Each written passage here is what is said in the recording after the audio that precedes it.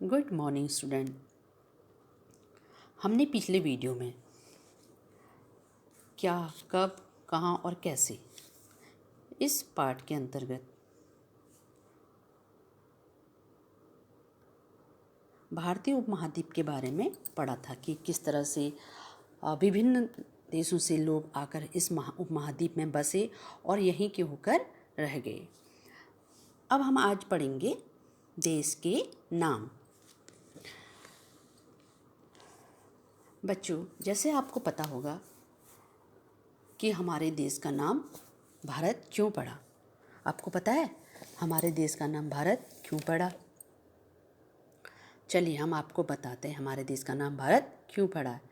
हमारे देश का नाम महान राजा दुष्यंत और उनकी पत्नी शकुंतला के पुत्र भरत के नाम पर हमारे देश का नाम भारत पड़ा। भरत जो है बहुत ही साहसी बालक था। उसकी वीरता की कहानियाँ हमने बचपन में किस तरह से उसने जो शेर के बच्चे हैं उनके साथ वो खेला करता था और उनके दांतों को वह गिना करता था। तो इस तरह की कहानियाँ हमने उसके बारे में बचपन में पढ़ी हैं। लेकिन हमारे मन में प्रश्न ये उठता है कि हमारे देश का नाम इंडिया और हिंदुस्तान कैसे पड़ा। देखो बच्चों, इंडिया शब्द इंडस व हिंदुस्तान शब्द हिंदोस से निकला है।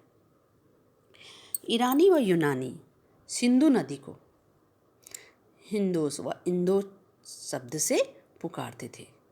इसी के आधार पर उन्होंने हमारे देश को हिंदुस्तान व इंडिया कहना शुरू किया।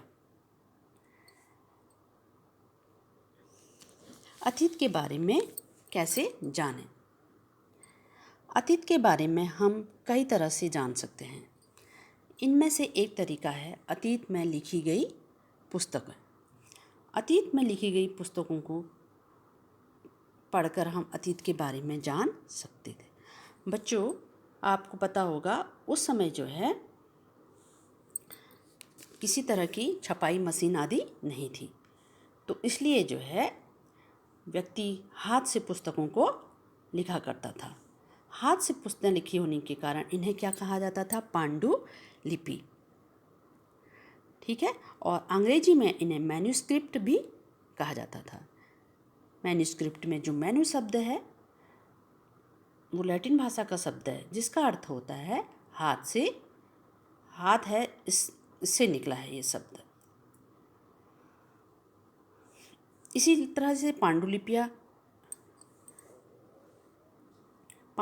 जो हैं प्राय ताड़पत्रों अथवा हिमालय क्षेत्र में उगने वाले भुर्ज नामक पेड़ की छाल से विशेष तरीके से तैयार भोजपत्र पर लिखी मिलती हैं।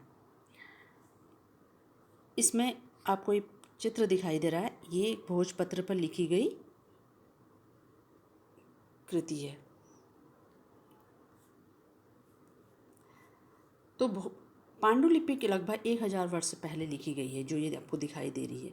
किताब बनाने के लिए ताड़ के पत्तों को काटकर उनके अलग अलग हिस्सों को क्या किया जाता था? एक साथ बांध दिया जाता था और इस तरह की एक जो है आपको भुर्ज पेड़ की छाल से बनी एक ऐसी पांडुलिपि यहाँ हमें दिखाई दे रही है।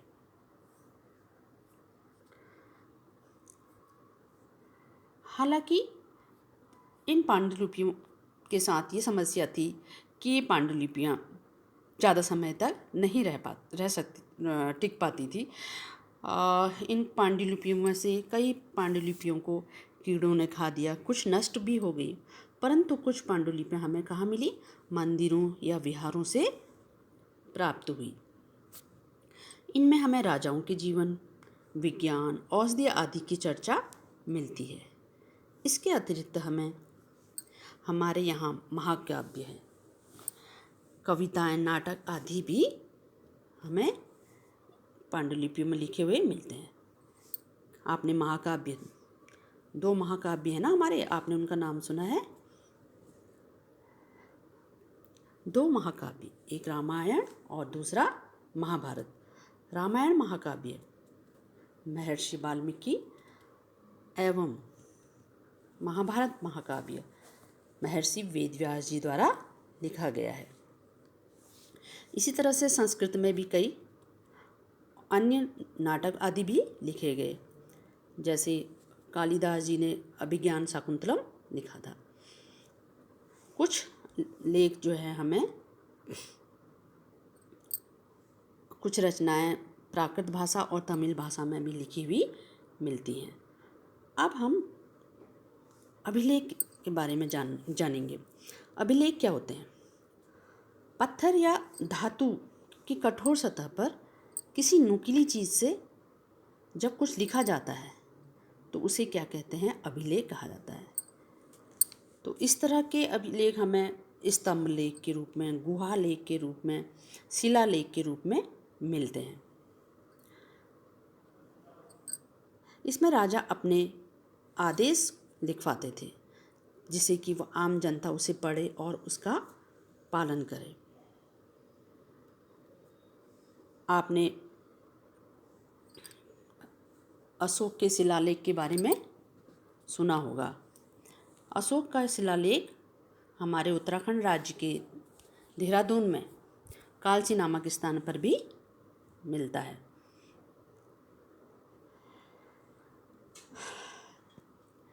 अभिलेखों के अतिरिक्त अन्य कई वस्तुएं जो पुराने समय में कि हमें प्राप्त होती हैं, जैसे मूर्ति है, सिक्के हैं, मंदिर हैं, इमारतें हैं या फिर इमारतों के अवशेष हैं, कुछ चित्र हैं, उस समय के इतिहास की जानकारी हमें मिलती है।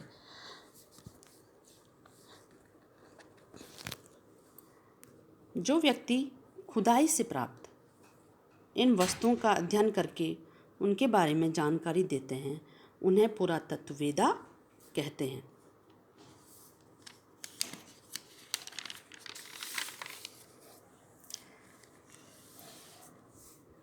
और जो व्यक्ति हमें इतिहास के बारे में जानकारी देता है, इतिहास का अर्थ होता है इति प्लस हास से इतिहास शब्द बना है, इसका अर्थ है ऐसा ही हुआ होगा।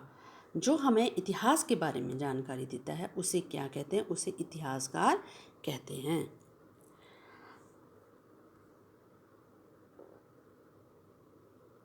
हमें चित्र में एक पात्र दिखाई दे रहा है। तो बच्चों, ये पात्र जो है आज से 4700 वर्ष पूर्व प्रयोग में लाया जाता था। इसी तरह से हमें एक दाईं तरफ सिक्के भी दिखाई दे रहे हैं। ये चांदी के सिक्के हैं। ये सिक्के इस तरह के सिक्के 2500 वर्ष पूर्व प्रयोग में लाए जाते हैं। तो इन चित्रों को देखकर, इन सिक्कों को देखकर आप हमें बताएंगे, आप सोचेंगे, आप विचार करना कि पहले के सिक्कों में और आज के सिक्कों में क्या भिन्नता है।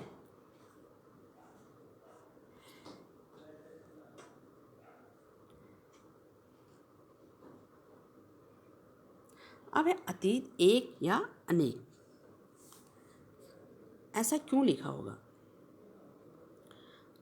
अतीत शब्द का प्रयोग यहाँ पर बहुवचन के रूप में किया गया है। ऐसा इसलिए किया गया है कि उस समय अलग अलग समूह के लिए इस अतीत के अलग अलग मायने थे। उदाहरण के लिए पशुपालकों तथा कृषकों का जीवन राजाओं तथा रानियों के जीवन से तथा व्यापारियों का जीवन शिल्पकारों के जीवन से बिल्कुल अलग था। आज भी हम देखते हैं कि इस समय भी देश के अलग अलग भागों में लोग अलग अलग व्यवहारों और रीति रिवाजों का पालन करते हैं।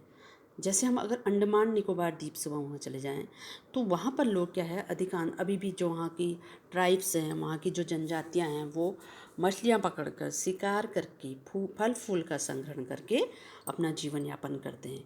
इसी तरह से इसके विपरीत जो शहर में रहने वाले लोग हैं वो अपनी खाद्य आपूर्ति के लिए इन लोगों पर निर्भर रहते हैं। तो इस तरह के भेद अतीत में भी विद्यमान थे। इसके अतिरिक्त एक अन्य तरह का जो भेद उस समय विद्यमान था वो था, उस समय के जो शासक थे अपनी विजयों का लेखा जोखा रखा करते थे, क्योंकि उनके पास साधन थे, उनके पास दरबार में व्यक्ति हुआ करते थे जो इस तरह के काम करते थे। उनके तरह उनकी जीवन की जो घटनाएं हैं या युद्ध आदि का जो वर्णन है वो उसका वो लोग लेखा जोखा रखते थे। लेकिन आम वर्ग जो है इस तरह का आम वर्ग के जो अपने दैनिक कार्यों का लेखा जोखा रखने का कोई साधन नहीं था और वो इस तरह का लेखा जोखा रख भी नहीं पाते थे। अब तिथियों का मतलब, अगर आपसे कोई पूछे तिथि के विषय में पूछे कि आज क्या डेट है, तो आज आप बताओगे, या फिर आज इस समय कौन सा सन चल रहा है, तो आप बताओगे इस समय 2020 ईस्वी चल रहा है ना। तो हमारे इतिहास को क्रमबद्ध करने के लिए ईसा मसीह का जो जन्म है उसको आधार माना गया। ईसा मसीह के जन्म को मध्य में रखकर ईसा मसीह के जन्म के पूर्व से जो भी घटना हुई उसे ईसा पूर्व का इतिहास, और ईसा के जन्म के पश्चात जो भी घटनाएं हुई हैं उन्हें इस जो है ईसा पश्चात की घटनाएं कहा जाता है। जिस तरह से बच्चों आपने संख्या रेखा देखी होगी, गणित में आपने संख्या रेखा देखी है, तो संख्या रेखा में मध्य में क्या होता है, शून्य होता है, और इसके दाईं तरफ ऋण पूर्णांक और बाईं तरफ धन पूर्णांक होते हैं। तो धन पूर्णांक जो है इसको ईस्वी और ऋण पूर्णांक इसको ईस्वी पूर्व के से जान सकते हैं। यानी कि ऋण पूर्णांक को बिफोर क्राइस्ट और ऋण पूर्णांक को बिफोर क्राइस्ट और धन पूर्णांक को हम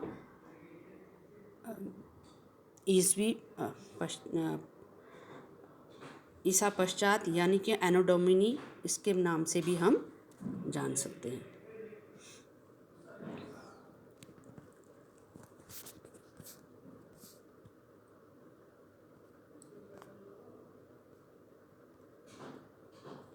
इस पाठ के प्रश्न अभ्यास जो है हम अगली वीडियो में हल करेंगे। थैंक यू सो मच बच्चों।